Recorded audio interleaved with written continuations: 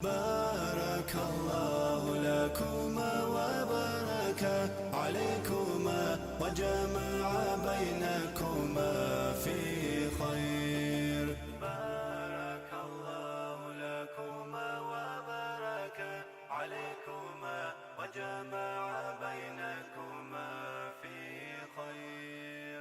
شادی مرد اور عورت کے بیچ میں محبت اور رحمت، کیئر اینڈ کائنڈنس کا ایک رشتہ ہے، اور وہ ان اسباب میں سے ہے جو خوش بختی لاتے ہیں دونوں کے درمیان. اللہ تعالیٰ کا فرمان ہے اور اس کی نشانیوں میں سے ہے کہ اس نے تمہارے لیے تمہارے نفسوں سے بیویاں پیدا کی، یعنی تمہی میں سے پیدا کی، یعنی انسان کی بیوی انسان ہی ہے، تاکہ تم اس کی طرف یا ان کی طرف آرام پاؤ.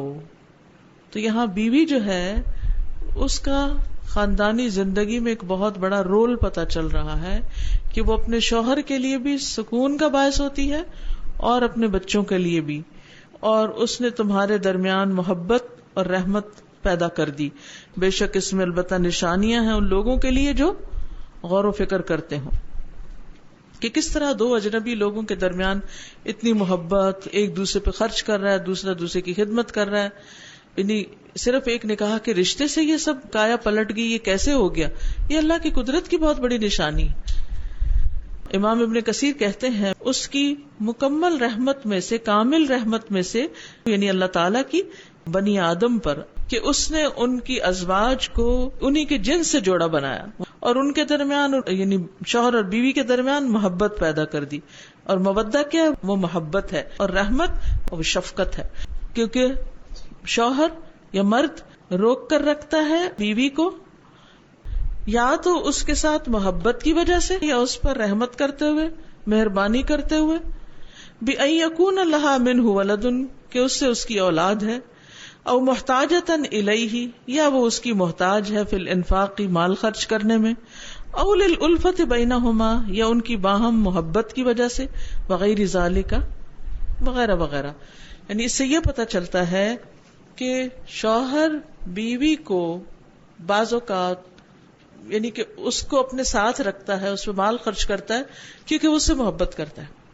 کبھی محبت اتنی نہیں بھی ہوتی، اتنی اٹریکشن ایک دوسرے کی نہیں بھی ہوتی، لیکن وہ اس پر رحم کرتا ہے کہ میں اس کو چھوڑ دوں گا تو کہاں جائے گی. کبھی اس لیے، یعنی وہ بھی نہیں ہوتی بات، لیکن بچے ہوتے ہیں تو بچوں کی وجہ سے. کبھی ایسا ہے کہ بیوی بہت محبت کرنے والی ہوتی ہے تو اس وجہ سے کہ آپس میں ان کے تعلقات اچھے ہو جاتے ہیں. تو یہ بہت سارے اسباب ہوتے ہیں جس کی وجہ سے یہ بانڈنگ ڈیولپ ہوتی ہے اور یہ رشتے مضبوط ہوتے ہیں. ان چیزوں پر، ان فیکٹرز پر غور کرنا چاہیے. اگر ایک چیز کام نہیں کر رہی، مثلا آپ سمجھتے ہیں کہ آپ ایک درمیانی شکل و صورت کے ہیں مثلا، اور یہ چیز شوہر کو اٹریکٹ نہیں کر رہی آپ کی شکل و صورت، یا اس کے ذریعے آپ اس کی توجہ نہیں لے رہے، کیونکہ مرد کے لیے عورت کی خوبصورتی جو ایک بہت بڑی اٹریکشن کی چیز ہوتی ہے، اس کی وجہ سے وہ بہت سی اور چیزوں کو اگنور کر دیتا. تو اگر ہیں آپ خوبصورت لیکن اس کو نہیں وہ خوبصورتی اس طرح لگتی، وہ اس کی چوائس نہیں، پسند نہیں، ماں باپ نے شادی کر دی، اب کیا ہے کہ آپ کی کیئر، آپ کی کائنڈنس اور اس طرح کی چیزیں جو ہیں وہ یعنی مجبور کریں گی اس کو کہ آپ کو روک کے رکھے، یا خدمت، یا بچوں کی اچھی تربیت، یا گھر کا اچھا انتظام و انصرام، یا آپ کی خیر خواہی. یعنی بہت ساری ایسی چیزیں ہو سکتی ہیں. ایک کام نہیں کری تو دوسری تو تیسری. گھر بنانے پڑتے ہیں، رشتے نبھانے پڑتے ہیں. یہ بنی بنائی چیزیں نہیں ملتی، ہر ایک کو ان میں محنت اور ورک کرنا پڑتا ہے. اور بعض اوقات مرد سے زیادہ عورت کو گھر بنانے کے لیے محنت کرنی پڑتی ہے، بہت سی چیزوں کو قربان کرنا پڑتا ہے. جو عورتیں ضد میں آ جاتی ہیں، صرف اپنے مطالبے منوانا چاہتی ہیں، صرف اپنی ہی بات اوپر رکھنا چاہتی ہیں، وہ کبھی نہیں بچ سکتی. کیونکہ بعض اوقات عورت کیا چاہتی کہ ہر بات اس کی مرضی کی ہو، نہ شوہر کی مرضی، نہ ساس کی مرضی، نہ گھر کے کسی اور فرد کی مرضی، نہ کچھ، ہر کام اس کی مرضی اور مطلب کا ہو. اور جب وہ نہیں ہوتا تو وہ ناراض رہتی، اور چھوٹی چھوٹی باتوں پہ ناراض. یہ ناشکری کی انتہا ہے. ایسا شخص نہ دنیا میں خوش رہ سکتا اور اپنی آخرت کو بھی داؤ پہ لگایا ہوا اس نے. کیونکہ آپ کو معلوم ہے کہ نبی صلی اللہ علیہ وسلم نے کتنی واضح حدیث اور اتنی ڈرا دینے والی حدیث ہے جس میں آتا ہے کہ شوہروں کی ناشکری سے بچو، کیونکہ میں نے عورتوں کی اکثریت کو جہنم میں پایا ہے. کیونکہ شوہر کی ناشکری جو ہے وہ عورت کے لیے جہنم میں لے جانے کا باعث. ایک اور موقع پر کہا وہی تمہاری جنت ہے وہی تمہاری جہنم ہے. یعنی تمہارا سلوک اور رویہ اور معاملہ شوہر کے ساتھ کیسا ہے، اس پر تمہاری آخرت کا انحصار ہے. تو اس میں مرد کے اوپر ذمہ داریاں کچھ اور ہیں اور عورت پر کچھ اور ہیں. جب تک دونوں نہیں نبھائیں گے، دونوں پوری نہیں کریں گے، بات نہیں بنے گی. کیونکہ بعض اوقات ایک فریق کر رہا ہوتا دوسرا نہیں کر رہا ہوتا، تو بھی صبر کرنے کی ضرورت ہے، کیونکہ وقت کے ساتھ ساتھ حالات میں بہتری ہو جاتی ہے. لیکن چھوٹی چھوٹی باتوں کو پہاڑ بنا لینا اور فتنہ فساد کریٹ کرنا یہ درست نہیں. تو شادی مدد کرتی ہے نفس کی پاکیزگی پر، یعنی انسان کے خیالات نہیں بھٹکتے حرام کاموں سے، اور معاشرے کو پاک کرتی ہے منکرات سے. اس کے بہت بڑے فائدے ہیں اور اس کی مصلحتیں بہت سی ہیں، نہیں عام مردوں اور عورتوں تک بلکہ ساری امت تک اس کے اثرات جاتے ہیں. کیسے؟ اگر میاں بیوی میں نہیں بنتی اور بچے بھی ہیں تو پھر کیا ہوگا؟ بچے رل جائیں گے. اب ایک عورت کے 5 یا 6 بچے اور وہ طلاق لے بیٹھتی ہے، یہ ایک بھی بچہ ہے، تب آپ دیکھیں جو بچہ باپ کے بغیر پلے گا اس کا کیا بنے گا؟ نانا نانی اور ماموں اور دیگر لوگ جو مرضی ہوں باپ نہیں بن سکتے، باپ کی جگہ کوئی نہیں لے سکتا. تو ایسے میں ایک عورت اتنی خود غرض نہ ہو جائے کہ اگر شوہر نے اس کی چھوٹی سی بات نہیں مانی تو اس پر اس سے ناراض ہو جائے اور طلاق کا مطالبہ کر دے. ایسی صورت میں وہ اس بچے پر رحم کرے کہ یہ کس طرح پلے گا، کہاں کس کے ٹکڑوں پہ پلے گا، کس کے گھر پلے گا، کیا بنے گا اس کا. کیونکہ بعض اوقات ماں باپ اپنے بچی کا سوچتے ہیں، وہ اس کی شادی کی فکر میں ہوتے ہیں، اور جہاں رشتہ دیکھا جاتا ہے یا کوئی رشتہ آتا ہے اسے کہتے ہیں آپ فکر نہیں کریں، بچہ ہم رکھ لیں گے، آپ لڑکی لے جائیں ہماری. کیونکہ ماں باپ کو ہوتا ہے کہ ہماری بچی بس جائے، کیونکہ وہ جو اگلا رشتہ ہے نا بچی کا بچے کا، وہ اتنا محبوب نہیں ہوتا جتنا اپنے بچے کی فکر ہوتی ہے. قدرتی بات ہے. اب وہ بچہ کس کے ہاں پل رہا ہے، کس کے ساتھ پل رہا ہے؟ اپنے آپ کو وہاں رکھ کے دیکھیں. تو بعض اوقات اپنی خواہشات کی تکمیل میں بچوں کی زندگیاں داؤ پہ لگا دیتے ہیں اور پوری امت کی بربادی ہو جاتی، یعنی اس تک اثرات جاتے ہیں. کیونکہ خاندانی زندگی پر اجتماعی زندگی کی مضبوطی کا انحصار ہے. اب ایسے بچے جو محبتوں سے محروم پلتے ہیں تو پھر کیا ہوتا ہے؟ وہ سارے معاشرے سے انتقام لینا شروع کر دیتے ہیں. بعضوں کے چور ڈاکو بن کے نکلتے ہیں اور ایسی خرابیاں بڑی بڑی کرنے لگتے ہیں. اللہ ماشاء اللہ جس کو اللہ سنبھال لے وہ الگ بات ہے. امام ابن قدامہ رحمۃ اللہ علیہ کہتے ہیں کہ مشتمل ہے شادی دین کے تحفظ اور اس کی مضبوطی پر اور اس کی حفاظت پر، اور عورت کی مضبوطی اور اس کی حفاظت اور اس کی نگرانی پر. عورت کو شوہر کی نگرانی چاہیے ہوتی، شادی سے پہلے ماں باپ کی نگرانی چاہیے ہوتی، شادی کے بعد شوہر کی نگرانی چاہیے ہوتی ہے، کیونکہ اللہ نے مرد کو عورت پر کیا بنایا ہے؟ قوام بنایا ہے. کیونکہ آج کے لیے ٹرینڈ بہت ہو رہا ہے، ہم خود کما سکتے ہیں، ہم انڈیپینڈنٹ ہونا چاہتے ہیں، ہم کیوں روز کی باتیں سنیں، ہماری مرضی کیوں نہ چلے، ہم صرف شوہر کی کیوں سنتے رہیں. لیکن صرف کھانا پینا ہی تو مسئلہ نہیں نا زندگی کا.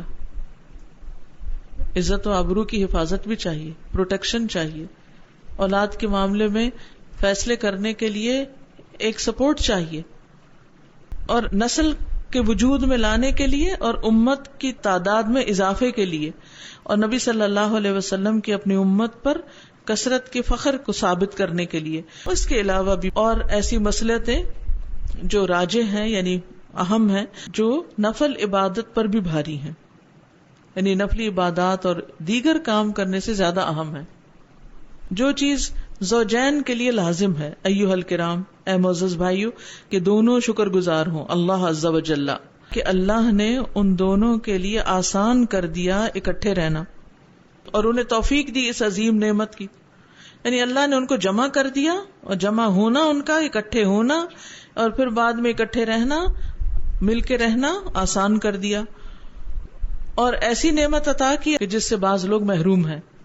کسی بھی نعمت کا شکر اس وقت آتا ہے جب انسان ایسے لوگوں کو دیکھے جن کے پاس وہ نعمت نہیں ہے، پھر انسان شکر کرتا ہے کہ الحمدللہ یہ نعمت ہے. اور اس عظیم نعمت کے شکرانے کے لیے کیا لازم ہے کہ وہ دونوں دور رہیں ہر اس چیز سے جو اس ملاپ کی رسی کو کاٹنے کا سبب ہو، جو ان دونوں کے درمیان ہے. وصل کہتے ہیں ملاپ کو، یعنی اس تعلق کے ٹوٹنے کا جو بھی کوئی سبب ہے اس سے دور ہو جائیں.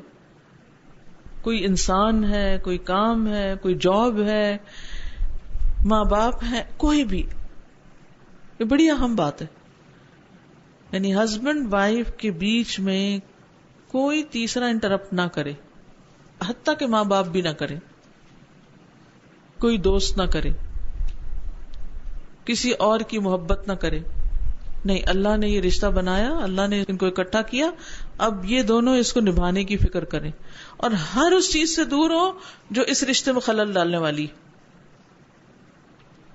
کہیں پر کسی بھی جگہ کسی بھی گھر میں ہسبینڈ وائف کے بیچ میں کوئی چیز جو لڑائی کا باعث ہے اسے ختم کرنا ضروری ہے. خواہ وہ کوئی انسان ہے، خواہ وہ کوئی کام ہے، خواہ وہ کوئی عادت ہے، اس کو ہٹانا ضروری ہے تاکہ دونوں کا آپس میں نبھا اچھا ہو. اور یہ مرد اور عورت دونوں کو کرنا ہوگا.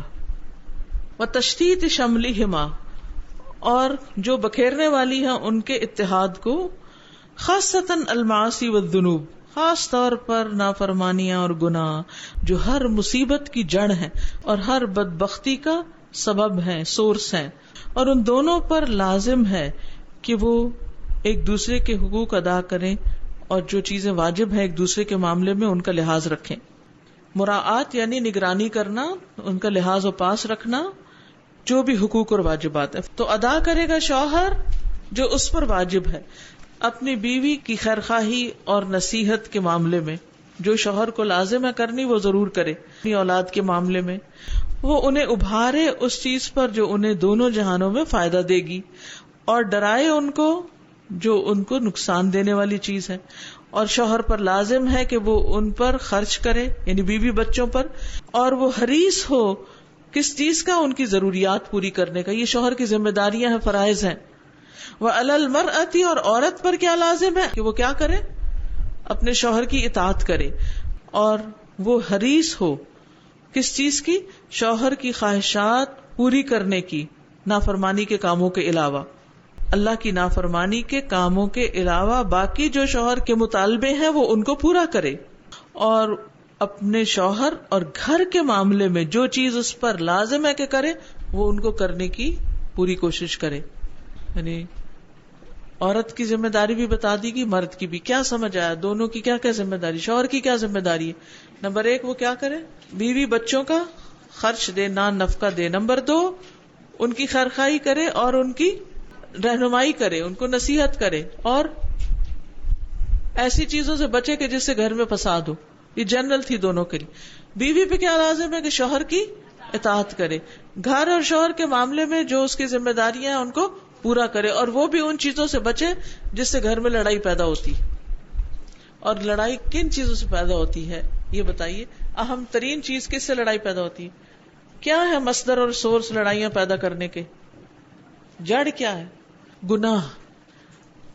اچھا، گناہوں سے گھروں میں لڑائیاں ہوتی ہیں؟ جی بالکل. گناہوں سے شوہر بیوی کا رشتہ کمزور ہوتا ہے، بالکل. اللہ کی نافرمانی سے ہوتا ہے یہ. اس سے بچے. آپ دیکھیے کیسی آپ کی زندگی میں خوشی پیدا ہو جائے گی. مثلا ہم لڑائیوں کو کس اینگل سے دیکھتے ہیں؟ اچھا، شوہر اور بیوی کے درمیان ہم کہتے ہیں ساس نے پھوٹ ڈلوا دی. ٹھیک ہے، اس نے کیوں پھوٹ ڈلوا دی؟ کیا ہوا؟ وجہ کیا ہوئی تھی؟ اس نے بیٹے کے کان بھرے. مثلا بیٹے کو غصہ آیا، بیٹے نے لگائی دو بیوی کو، میں برا بھلا کہا. سوچئے ساس کو ضرورت کیوں پیش آئی بیٹے کے کان بھرنے کی؟ کیا کیا تھا آپ نے؟ یعنی کہ اس کے ساتھ آپ نے کوئی زیادتی کی. بزرگوں کا حق کیا ہے؟ کچھ بھی ہو ان کا حق کیا ہے؟ ساس سسر بھی ماں باپ کی جگہ ہوتے ہیں. ٹھیک ہے وہ برابر کا درجہ تو نہیں، لیکن بہرحال ہے تو ماں باپ ہی.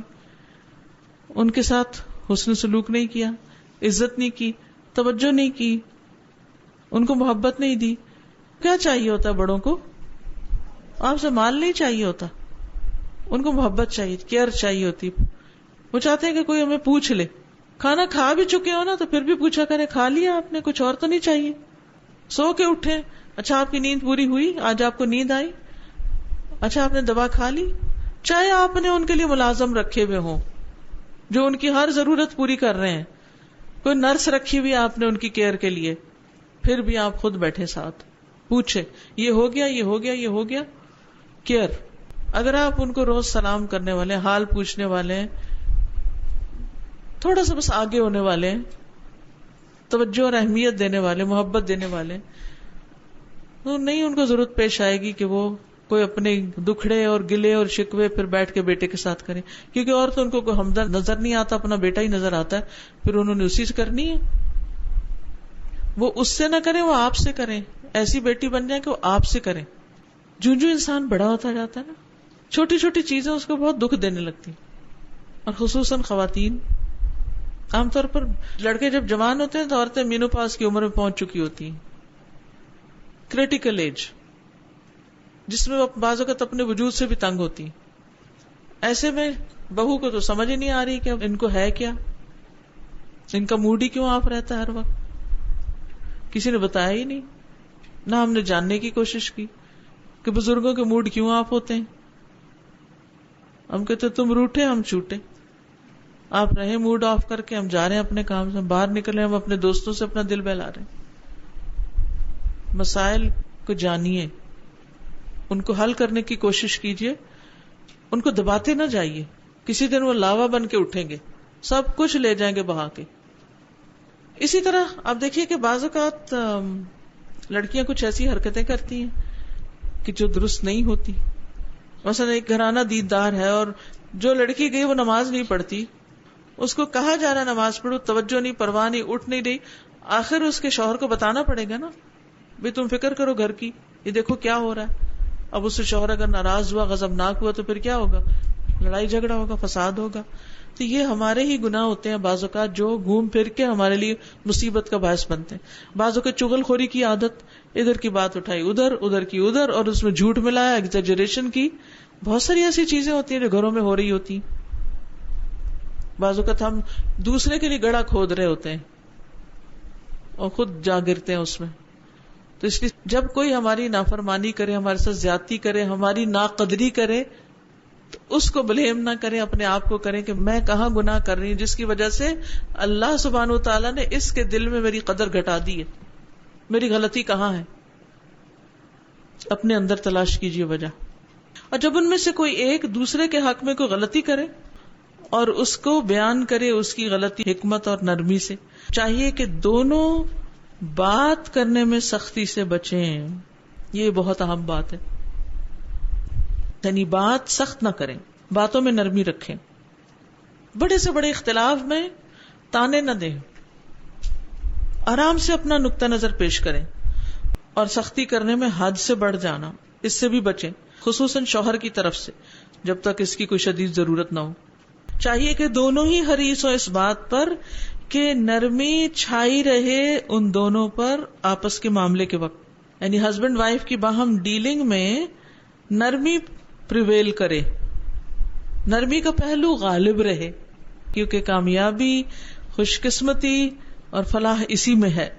ام المومنین عائشہ رضی اللہ عنہا کہتی ہیں، نبی صلی اللہ علیہ وسلم نے فرمایا، عائشہ نرمی برتو. جب اللہ سبحانہ وتعالی کسی گھرانے کے ساتھ خیر کا ارادہ کرتا ہے تو نرمی کے دروازے کی طرف ان کی رہنمائی کر دیتا ہے. ان کے دل نرم ہو جاتے ہیں، ان کی باتیں نرم ہو جاتی ہیں. لڑائی جھگڑے کے بعد پھر معافقت اور محبت پیدا ہو جاتی ہے، حالات نارمل ہو جاتے ہیں. اور یہ نرمی اور آرام اور عزت کے ساتھ معاملہ کرنے کے ساتھ ہوتا ہے، ادروائز نہیں. سختی کے ساتھ یہ مسائل حل نہیں ہوتے. یاد رکھیے، سختی سے چیزیں ٹوٹ تو سکتی ہیں لیکن جڑ نہیں سکتی. جوڑنے کے لیے بھی نرمی چاہیے ہوتی ہے. بارك الله لكما وبارك عليكما وجمع بينكما في خير. بارك الله لكما وبارك وجمع